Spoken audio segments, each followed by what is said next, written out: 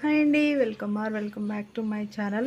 మా బుడ్డోడు చూశారు కదా, ఇవి బాగా వచ్చేసాయండి. కొంతమంది ఏమో గవద బిల్లలు అంటున్నారు, మామ్స్ అంటున్నారు, కొంతమంది ఏమో కుతికలైనవి ట్రాన్స్ఫర్స్ అయినాయి ఏమో అనేసి అన్న. కాదండి, ఇప్పుడు అందరికి వస్తున్నాయి. చిన్నపిల్లలు గవద బిల్లలు అంటారు కదా, అవైతే వస్తున్నాయి. దీనికైతే చాలామంది ఏమంటారు, బియ్యం నానబెట్టేసి పసుపు గంధం కలిపి రాయండి అంటున్నారు. కొంతమంది ఏమో ఏమంటారు, మట్టి ఉంటారు కదా, ఎర్ర మట్టి, అది అట్లా పుట్టమట్టి తెచ్చి రాయండి అని చెప్తున్నారు. నేనైతే బియ్యం అను పసుపు మా అమ్మ పాతకాలం చేసింది రాస్తున్నాను. ఇటు రాసేటప్పుడు ఒక్కొక్కసారి ఒక్కొక్క గోల చేస్తాడండి. ఇప్పుడైతే రాయాలి. ఇప్పుడైతే ఇదైతే రాస్తున్నాను అనమాట. ఇందులో జస్ట్ పసుపు, బియ్యమే నానబెట్టాను. ప్రజల దగ్గర గంధం లేకుండా ఉండే రెండు నానబెట్టి రాస్తే తగ్గుతుంది అనేది చాలామంది అయితే చెప్పారు.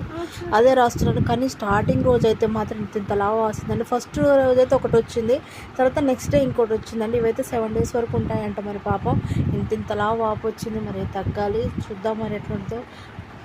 Watching my video.